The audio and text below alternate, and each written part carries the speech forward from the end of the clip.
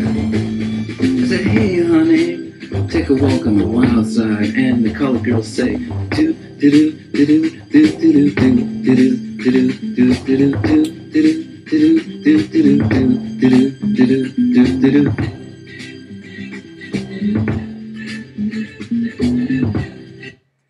My name is Ray.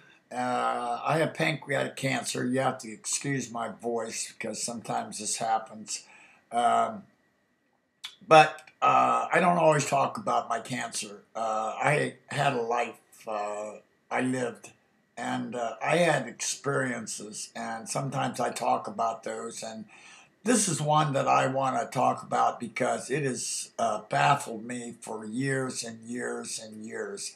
I refer to it as the Black Panther mystery, but it's more than that.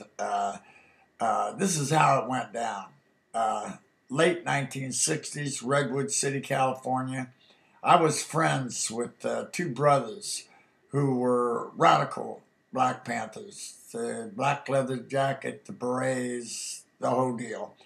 I don't even remember really how we became friends, but I ended up over at their house and we were smoking pot and we were listening to Red Fox comedy album and we were laughing and there was probably a little over a half dozen people in there, male, female, and I saw Bobby go to the window and he peered out and he turned around and he said, "They're here."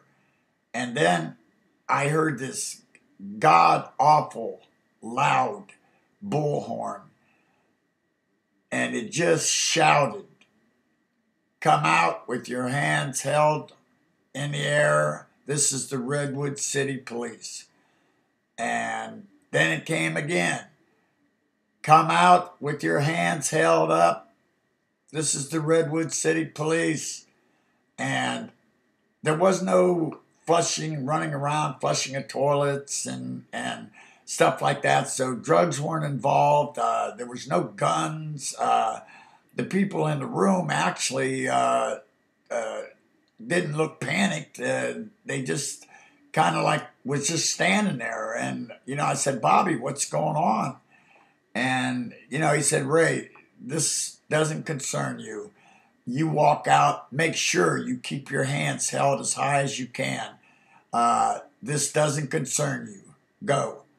And so I did. They opened up the door and I was stunned with what I saw. Cop cars everywhere, in the street, on the grass, car doors open, shotguns pointed at the door.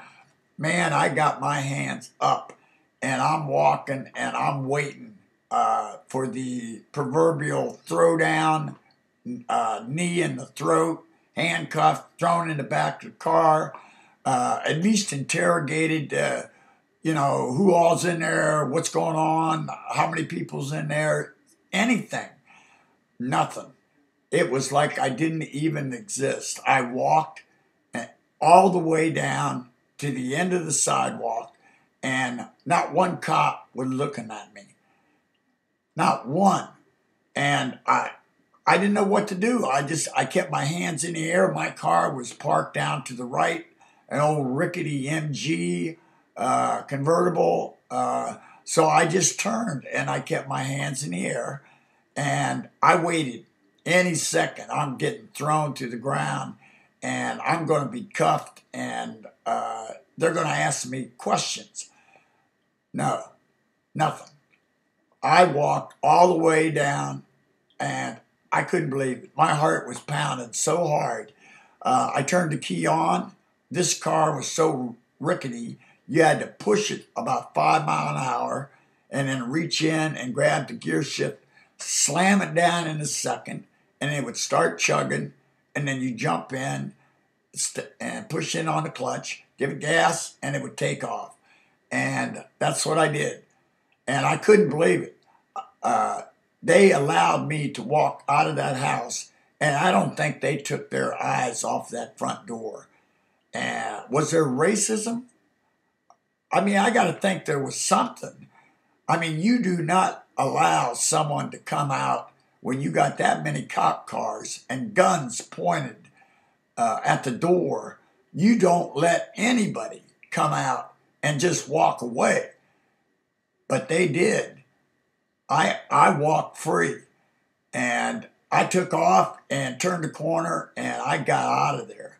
And I looked in the paper. I listened to the news, TV news, nothing. There was nothing about anything.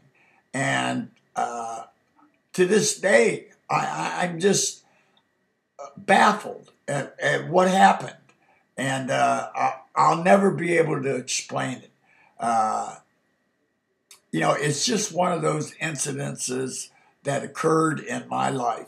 Other than cancer, it was one of my life experiences, and it's one that will remain a mystery to me for a long time.